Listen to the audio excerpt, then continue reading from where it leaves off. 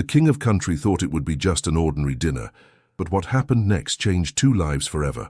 The fluorescent lights of Mama's kitchen cast harsh shadows across Ethan Reynolds' tired face as he mechanically wiped down table after table, each motion a desperate attempt to keep his mind from spiraling into the abyss that had opened beneath his feet just hours earlier. The phone call from the insurance company still echoed in his ears like a death sentence. "We regret to inform you that your mother's treatment has been denied. The experimental therapy for multiple sclerosis is not covered under your current policy." 25 years old, and Ethan felt like he was drowning in quicksand, every struggle only pulling him deeper. The worn uniform shirt clung to his shoulders as he moved through the familiar routine, but tonight felt different. Tonight felt like the end of hope itself. His mother, Sarah Reynolds, the woman who had raised him alone after his father's sudden heart attack when Ethan was barely 16, was deteriorating faster than the doctors had predicted. The experimental treatment represented her last real chance at slowing the disease's relentless progression, but the cost might as well have been $1 million for all the hope Ethan had of raising it. The restaurant around him buzzed with the comfortable chatter of working-class families, enjoying their Friday night dinners, blissfully unaware that one of their servers was fighting back tears with every breath. Mama's kitchen had been Ethan's second home for the past 3 years, ever since he'd dropped out of community college to care for his mother full-time. The owner, Maria Santos, had been kind enough to work around his schedule, allowing him to pick up shifts whenever his mother's condition permitted. But even working here and pulling overnight shifts at the warehouse across town, Ethan barely managed to cover their basic expenses, let alone save for medical treatments that insurance companies deemed experimental. His calloused fingers, marked by years of playing guitar in his rare free moments, trembled slightly as he arranged the salt and pepper shakers with obsessive precision. Music had always been his escape, his way of processing emotions too big for words. In the cramped apartment he shared with his mother, an old acoustic guitar leaned against the wall like a faithful friend waiting for better times. Ethan had taught himself to play listening to country legends, spending countless hours trying to replicate the storytelling magic of artists like George Strait, whose songs had provided the soundtrack to both his grief after his father's death and his determination to keep fighting. But what good were dreams when reality demanded every ounce of his energy just to survive? Tonight, even the guitar seemed like a luxury he couldn't afford to indulge in. Every moment not spent working felt like a betrayal of his mother's trust, a selfish waste of time that could be used earning the money she desperately needed. The front door chimed, and Ethan looked up to see an older couple entering quietly, their clothing expensive but understated. The woman had silver hair pulled back elegantly, while the man wore a simple button-down shirt and jeans that somehow managed to look both casual and refined. Something about them suggested they were used to attention, but were actively avoiding it tonight. They chose a corner booth in Ethan's section, sliding into the worn vinyl seats with the careful movements of people seeking privacy. As Ethan approached their table with menus and water glasses, a strange recognition flickered in the back of his mind, but exhaustion and emotional overload had dulled his usual observational skills. The man had kind eyes and a weathered face that spoke of years spent under the Texas sun, while something about his posture suggested quiet confidence born from decades of experience with both success and struggle. "Good evening, folks. Welcome to Mama's Kitchen. Can I start you off with something to drink?" Ethan's professional smile felt like a mask he was barely managing to keep in place. The couple exchanged a glance, and the woman smiled warmly. "Sweet tea for me, please, and he'll have a coffee black." "Coming right up. Have you had a chance to look at the menu, or would you like a few more minutes?" Ethan's hands remained steady despite the tremor he felt inside, years of service industry experience overriding his personal turmoil.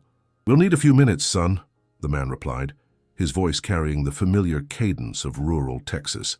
"This your first time working here?" "Oh, no, sir. Been here about 3 years now." "I'll give you some time to decide and be right back with those drinks." As Ethan walked away, he caught himself wondering about the couple. There was something almost familiar about the man's voice, a quality that tugged at memories he couldn't quite place.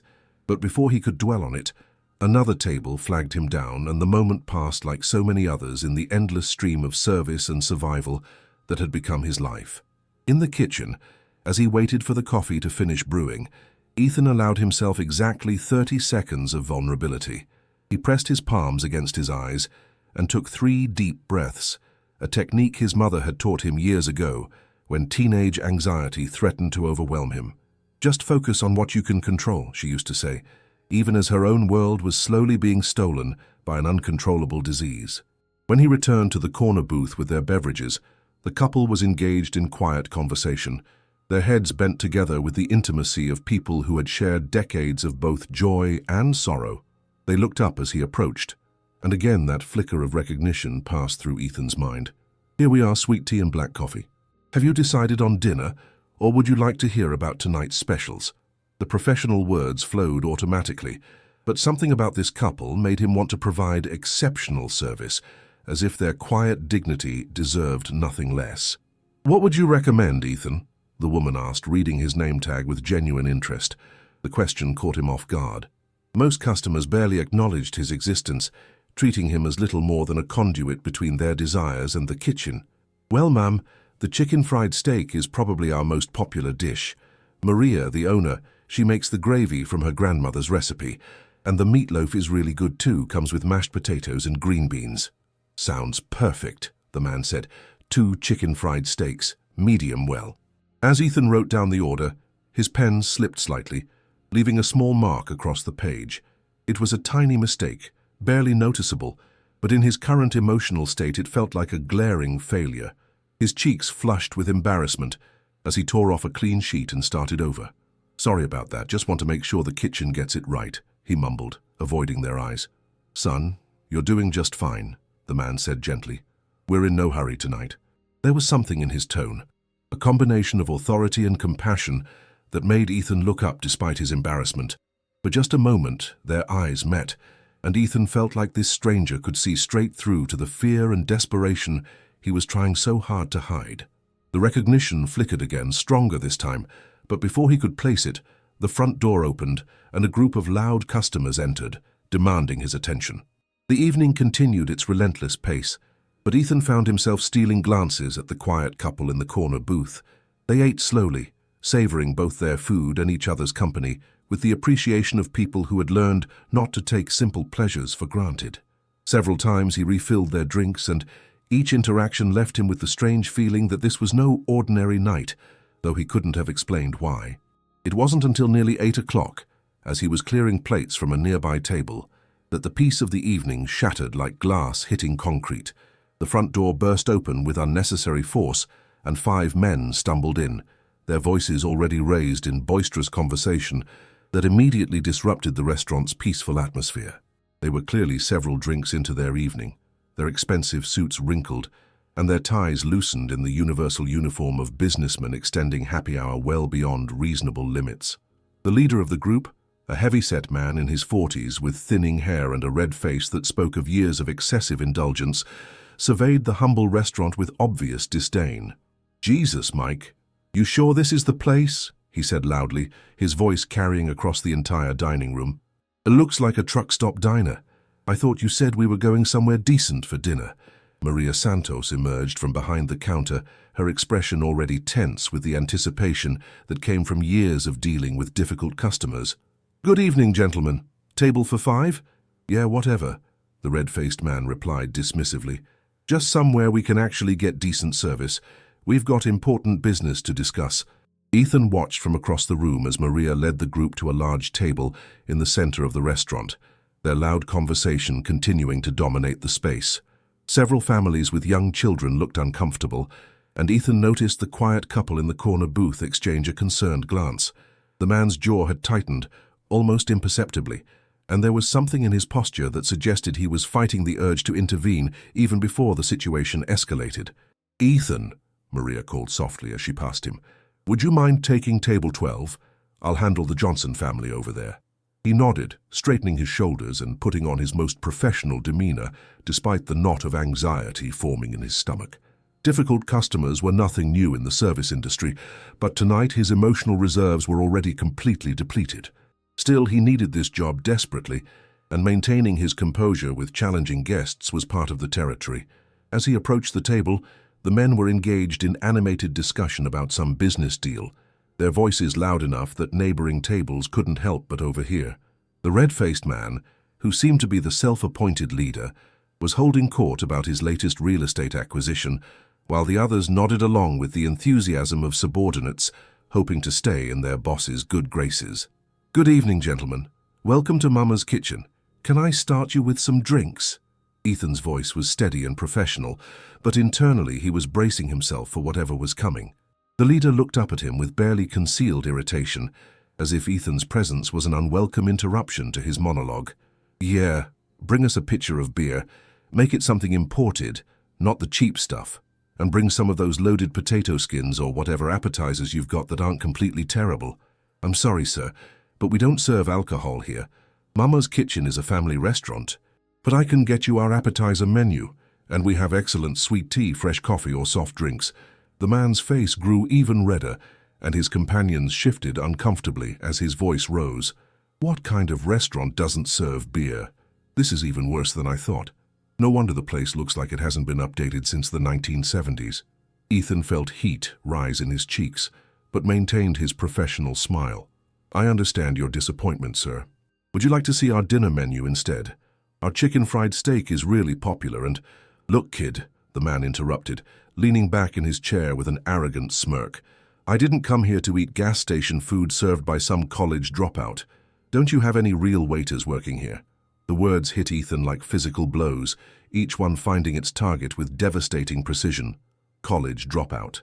The phrase echoed in his mind, bringing with it all the shame and regret he carried about the choices he'd been forced to make. He thought about his mother lying in bed at home, probably wondering why he was working so late when he should be with her during what might be her final months of mobility. "I apologize if I've done something to upset you, sir. Let me get you some menus and give you a few minutes to decide what you'd like to order." Ethan's voice remained steady, but his hands were trembling slightly as he reached for the menus on the table behind him. "That's the problem with places like this," the man continued, apparently not finished with his humiliation campaign. "They hire anyone off the street and expect us to pretend like we're getting real service. I bet this kid doesn't even know the difference between medium rare and well done." One of his companions, perhaps recognizing that things were going too far, attempted to intervene. "Come on, Brad. Let's just order something and—" "No, I'm serious," Brad continued, his voice growing louder and more aggressive. "Look at this place. Look at this pathetic excuse for a waiter. We should have gone to Del Frisco's or somewhere with actual standards. Instead, we're stuck in some dive getting served by trailer trash." The words hung in the air like poison, and Ethan felt something inside him crack. Trailer trash, college dropout, pathetic excuse for a waiter. Each phrase was a direct hit on insecurities he'd been battling for years, fears that he was somehow less than other people because circumstances had forced him into survival mode, rather than the traditional path of education and career advancement. The restaurant had gone almost completely silent, other diners looking down at their plates in second-hand embarrassment, while a few others watched the scene unfold with the uncomfortable fascination people have for public humiliation. Ethan stood frozen, the menus clutched in his white-knuckled grip, fighting desperately to maintain the composure that his job and his mother's medical bills depended on. It was in that moment of complete vulnerability that he became aware of movement in his peripheral vision. The quiet man from the corner booth was standing up, his tall frame unfolding with deliberate, controlled grace. His wife reached out to touch his arm, perhaps in caution, but there was something in her expression that suggested she understood exactly what was about to happen and approved completely. "Excuse me," the man said, his voice cutting through the tense silence with calm authority. "I couldn't help but overhear your conversation." Brad looked up with surprise and annoyance, clearly not expecting to be interrupted by another customer. "Yeah? What's it to you, old man?" The stranger took a step closer, and something about his presence seemed to fill the entire restaurant. "Well, I was sitting over there enjoying dinner with my wife, and I heard you talking about standards and real service. I thought maybe I could share some perspective on that." "Look, I don't know who you think you are, but this is none of your business," Brad replied, though there was something in the other man's bearing that made his voice slightly less confident than before. "You know what? You're absolutely right. It's not my business," the man replied with dangerous quiet. "But I'm going to make it my business anyway. See, I've been watching this young man work tonight, and I've seen nothing but professionalism and courtesy from him. Even right now, after you've spent the last 5 minutes trying to humiliate him in front of everyone in this restaurant, he's still standing there ready to serve you. The man's voice never rose above conversational level, but somehow it commanded the attention of everyone in the room. Even the kitchen staff had emerged to see what was happening, sensing that they were witnessing something extraordinary. "Now you want to talk about standards," the man continued, his eyes never leaving Brad's increasingly uncomfortable face. "Let me tell you what real standards look like." He gestured toward Ethan, who stood frozen between humiliation and confusion, still clutching the menus like a shield against the cruelty that had been directed at him. "This young man has been working his tail off all evening. I've been watching him move from table to table, making sure every customer feels welcome and taken care of. He's polite, he's professional, and he's doing honest work to support himself and his family." Brad's face was cycling through shades of red and purple, clearly unused to being challenged by anyone, especially not in front of his subordinates. "Look, I don't know what your deal is, but I'm a customer here, and I have a right to expect decent service without some bleeding heart lecture from—" "You have a right to respectful service," the man interrupted smoothly, "and you've received it. What you don't have is the right to abuse someone who's doing their best to serve you. That's not standards, friend. That's just being a bully." The word bully hung in the air like an accusation that couldn't be taken back. Several of Brad's companions were now looking distinctly uncomfortable, shifting in their seats and avoiding eye contact with their boss. It was clear that this wasn't the first time they'd witnessed his behavior, but perhaps it was the first time anyone had called him out on it so directly. "Who the hell do you think you are?" Brad sputtered, standing up from his chair with enough force to make it scrape loudly against the floor. "Some cowboy wannabe in a cheap shirt? You don't know anything about me or what I've accomplished. I've built a business empire while guys like you were probably playing dress-up and pretending to be important." The man's wife, who had remained seated during the initial exchange, now stood as well, moving to stand beside her husband with quiet dignity. There was something about the way she carried herself that suggested she'd witnessed her husband defend others before, and she was proud of him for it. Her presence seemed to give the man additional strength, though he hardly needed it. "You're right. I don't know you," the man replied calmly. "But I know your type. I've met plenty of men who think money and power give them the right to treat other people like dirt.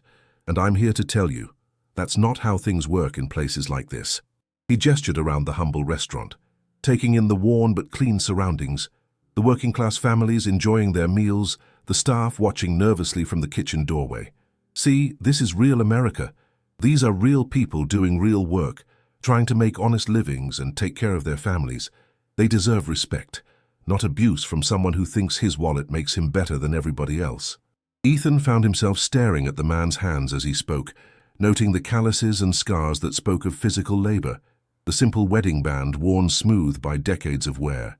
These weren't the soft hands of someone who'd lived a life of privilege, and suddenly the recognition that had been teasing at the edges of his consciousness began to crystallize into something more concrete. "I'll tell you what standards really look like," the man continued, his voice gaining intensity without becoming loud. "Standards are about character. They're about treating the person serving your food with the same respect you'd want for your own children.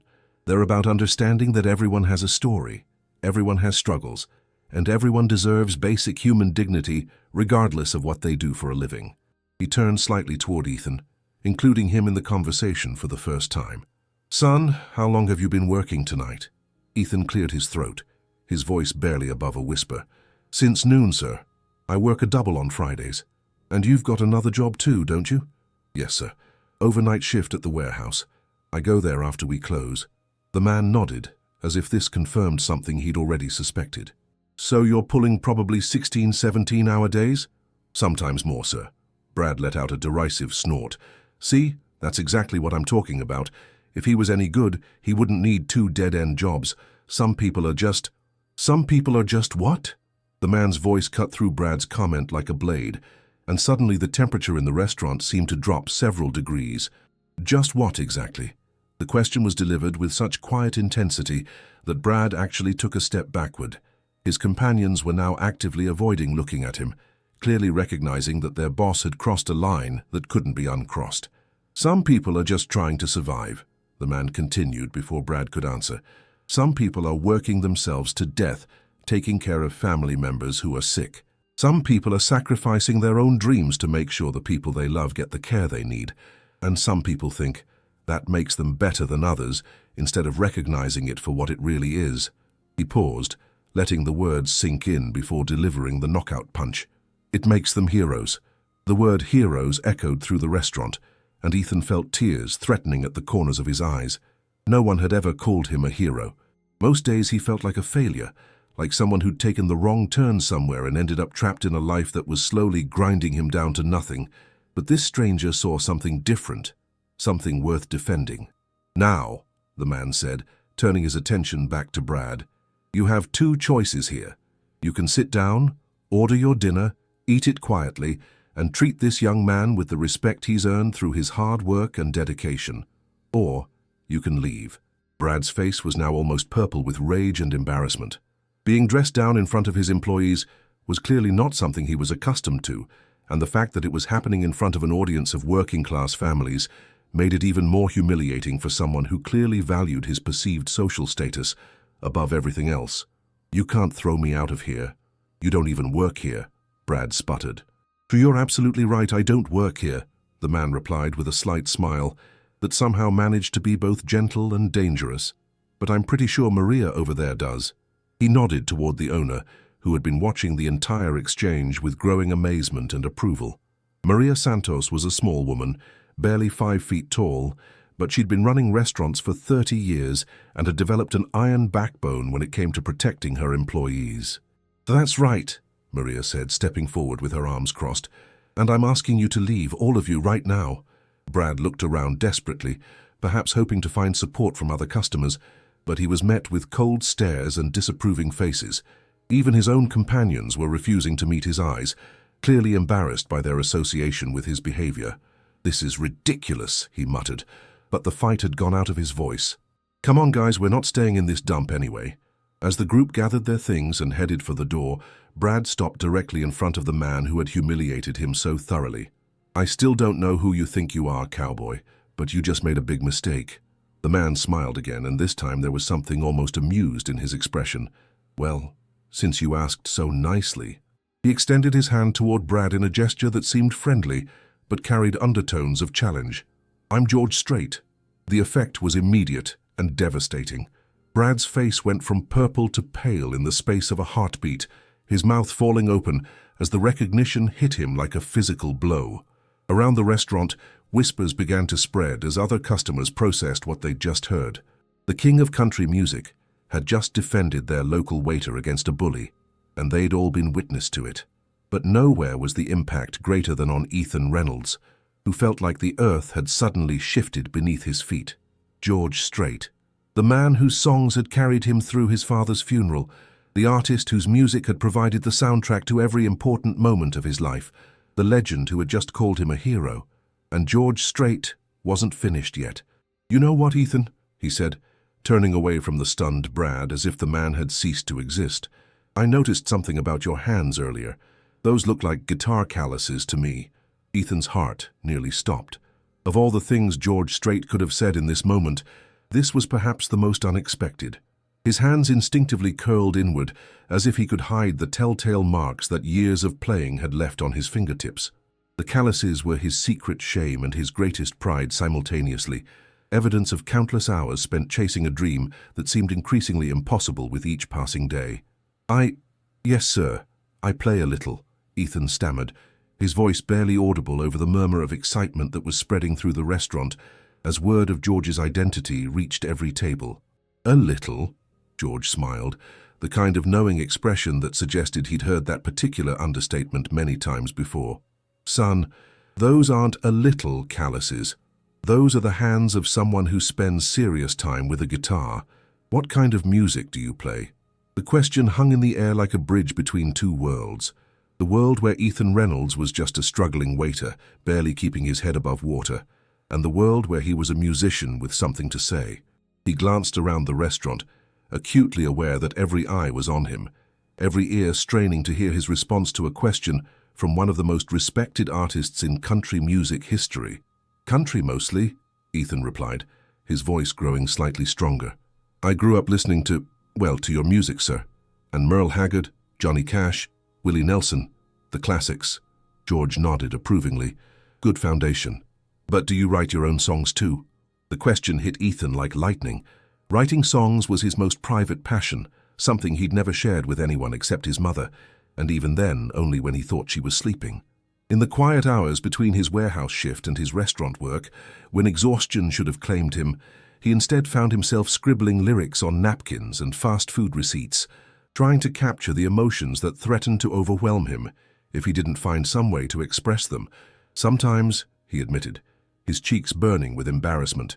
Nothing professional, just thoughts, I guess. Thoughts can be the most powerful songs of all, George said gently. Would you happen to have your guitar with you? Ethan's eyes widened in panic. In my car, but sir, I couldn't. This isn't the place for...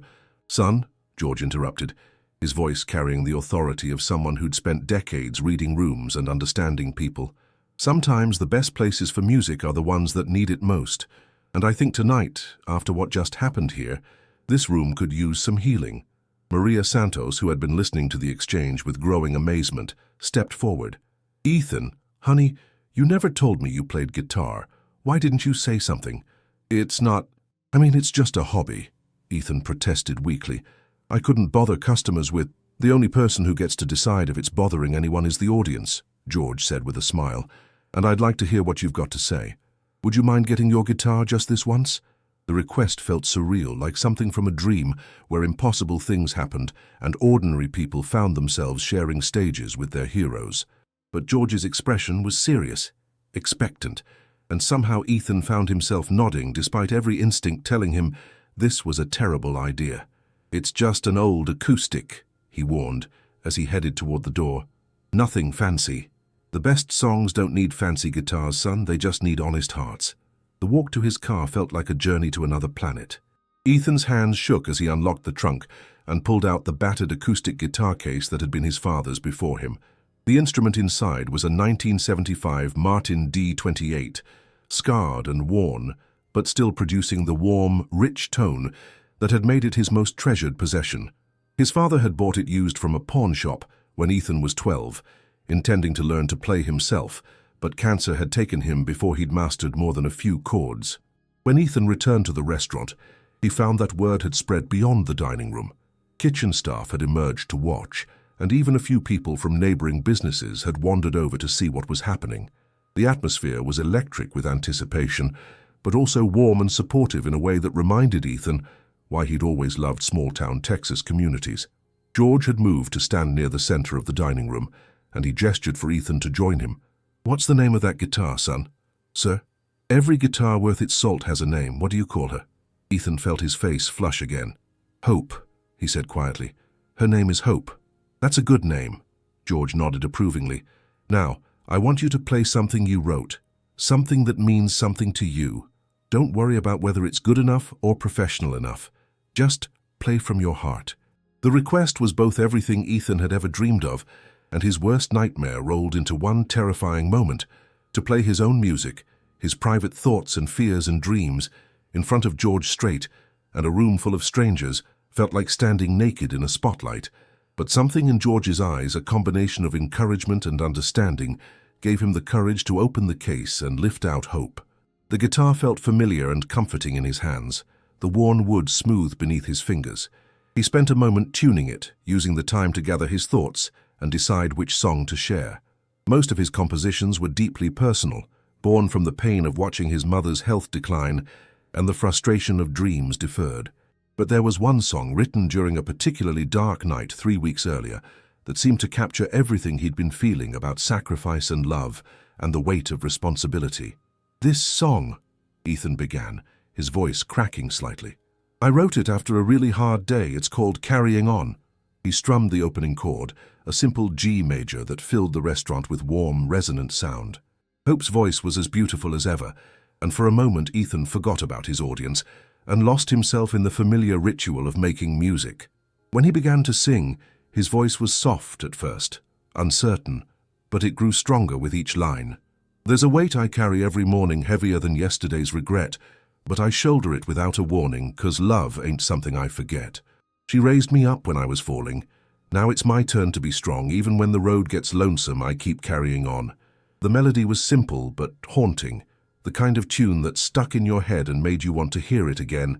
But it was the lyrics that hit everyone in the room like a physical force. This wasn't just a song, it was Ethan's life story, his daily reality, his tribute to his mother, and his commitment to being the man she'd raised him to be.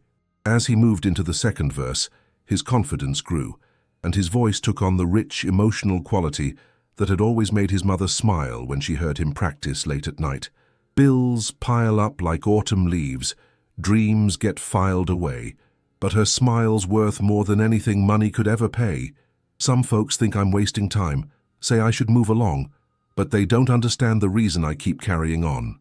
The bridge of the song was where Ethan's guitar work really shone, his fingers dancing across the frets in a pattern that was both technically impressive and emotionally evocative. George watched intently, his experienced eyes taking in not just the playing, but the passion behind it, the way Ethan's entire body seemed to channel the music. As the final chorus approached, something magical happened.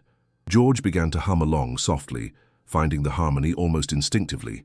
Other people in the restaurant started swaying slightly, caught up in the emotional current of the song. Maria Santos was wiping tears from her eyes, and several customers were leaning forward in their seats, completely absorbed in the performance. When the sun sets on this struggle, and my work on earth is done, I hope she knows I loved her enough to keep carrying on. The final chord rang out in the silence, sustaining for long seconds before fading away completely. For a moment, no one moved, no one spoke, as if they were afraid that breaking the spell might diminish what they'd just experienced.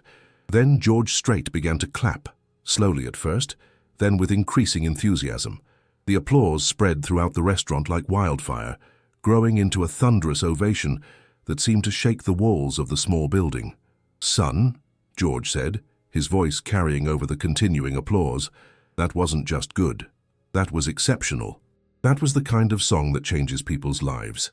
Ethan stood frozen, still holding hope, unable to process what had just happened. The applause continued around him, but it felt distant and unreal, like something happening to someone else. He'd shared his most personal thoughts with a room full of strangers and George Strait himself, and instead of judgment or pity, he'd received something he'd never experienced before: recognition. "I need to ask you something," George continued, waiting for the applause to die down before speaking again. "Do you have any more songs like that one?" "A few," Ethan admitted, his voice still shaky from the adrenaline of performing. "Most of them are pretty personal, though. About my mom, about trying to keep going when everything seems impossible." "Those are exactly the kind of songs the world needs to hear," George said firmly. "Ethan, I want you to listen to me very carefully. What you just did, what you just shared with us, that's not a hobby. That's a calling. That's the kind of authentic storytelling that country music was built on." Maria Santos stepped forward, her eyes still glistening with tears from the performance. "Ethan, honey, why didn't you ever tell me you could do that? In 3 years, you never once mentioned—" "I didn't think it mattered," Ethan replied honestly. "It's not like it pays the bills or helps with Mum's medical expenses. I write songs to deal with things, I guess. But it could pay the bills," George said quietly, and something in his tone made everyone in the restaurant lean forward to hear better. "Ethan, I want to make you an offer. Next Friday night, I'm playing a show at the Majestic Theater in San Antonio. It's a benefit concert for military families. I want you to open for me." The words hit Ethan like a physical blow. Opening for George Strait at the Majestic Theater was the kind of opportunity that aspiring musicians dreamed about their entire lives. It was the kind of break that could launch a career, change everything, transform a struggling waiter into a professional musician overnight. Mr. Strait, I appreciate the offer, but I work Friday nights, and I don't have professional equipment or experience performing for big crowds or—" "Ethan," George interrupted gently, "what time does your shift end here?" 10 o'clock, but then I have to go to the warehouse." "Not next Friday, you don't." "Maria, would it be possible for Ethan to have Friday night off?" Maria laughed, tears streaming down her cheeks. "George Strait is asking me to give my employee time off to open his concert. Are you kidding me? Ethan, honey, you've got the whole week off if you need it." "But I can't afford to miss work," Ethan protested, the practical realities of his life crashing back into the magical moment. "My mom needs her medication, and the rent is due next week, and—" George held up a hand, his expression growing serious. "Ethan, I need you to trust me for a minute. What's your mother's name?" "Sarah Reynolds." And she has multiple sclerosis. Ethan nodded, wondering how George had known. He must have mentioned it earlier during the confrontation with Brad, though the entire evening felt like a blur of emotions and impossible moments. "Here's what's going to happen," George said, pulling out his phone. "I'm going to make a few calls tonight. There's a neurologist in Houston, Dr. Patricia Martinez, who specializes in MS treatment. She's been a friend of the family for years, and she owes me a favor or two. I'm going to arrange for your mother to see her next week, and we're going to get her the treatment she needs." Ethan felt his knees go weak. The treatment his mother needed, the experimental therapy that the insurance company had denied, could cost hundreds of thousands of dollars. "Mr. Straight, I can't let you do that. I could never pay you back." "You're not paying me back," George said firmly. "You're paying it forward. Someday when you're successful, when your music is touching people's lives the way it touched everyone in this room tonight, you're going to help someone else who needs it. That's how it works." "But why?" Ethan asked, his voice breaking. "Why would you do this for someone you just met?"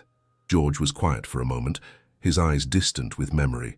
"Because 35 years ago, I was standing in a dive bar in Huntsville, playing my heart out for tips and beer money. I had songs I believed in, but no one was listening. No opportunities, no connections, just dreams and determination, and the fear that I was fooling myself about having any talent." He paused, looking around the restaurant at the faces watching him intently. That night, Irv Woolsey walked into that bar. He was a record executive who could have been anywhere else in the world, but he was there, and he heard something in my music that made him believe. He took a chance on a nobody from Texas who thought he had something to say. George turned back to Ethan, his expression intense. "Tonight, I heard that same something in your voice, in your song about carrying on. I heard authenticity and heart, and the kind of truth that can't be manufactured or taught. I heard someone who deserves a chance." "I don't know what to say," Ethan whispered. "Say you'll do the show. Say you'll trust me enough to let me help your mother. Say you'll believe in yourself half as much as everyone in this room believes in you right now." Ethan looked around at the faces surrounding him. Maria, with her proud, motherly smile, the customers who had become an impromptu audience for his most vulnerable moment, George's wife Norma, who had been quietly supportive throughout the entire evening, and George himself, a legend who had somehow seen past the stained uniform and tired eyes to the musician underneath. "Okay," Ethan said, the word coming out as barely more than a breath. Then stronger, "Yes, yes, I'll do it." The restaurant erupted in applause again, but this time it felt different. This time it felt like a celebration, like a community coming together to lift up one of their own. Ethan found himself embracing people he'd served coffee to for years, but had never really known, accepting congratulations and well wishes from strangers who had become friends through the simple act of witnessing something beautiful happen to someone who deserved it. 3 weeks later, Ethan Reynolds stood on the stage of the Majestic Theatre, his father's guitar in his hands, looking out at an audience of 3,000 people. His mother sat in the front row, her treatment already underway and her prognosis significantly improved. She looked stronger than she had in months, her eyes bright with pride and hope. As Ethan began to play Carrying On, the song that had started it all, he thought about that Friday night at Mama's kitchen that had changed everything. He thought about George Strait's kindness, about Maria's unwavering support, about the power of music to connect people across all barriers of class and circumstance. But mostly, he thought about his mother, who had taught him the meaning of carrying on long before he ever wrote a song about it.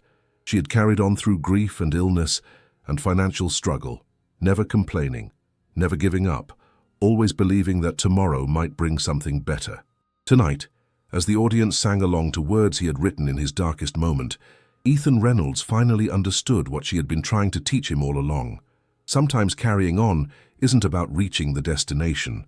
Sometimes it's about having faith that the journey itself has meaning and that the people we meet along the way might just change everything.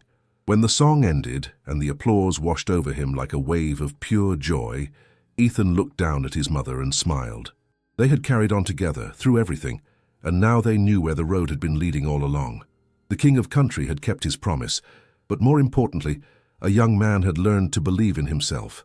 And in a small restaurant in Texas, Maria Santos still tells the story of the night George Strait defended her waiter and discovered a star. She tells it to anyone who will listen, because some stories are too beautiful not to share, and some moments too precious not to remember forever. As for Ethan's first album, Carrying On, it would go on to top the country charts and establish him as one of the most authentic voices of his generation.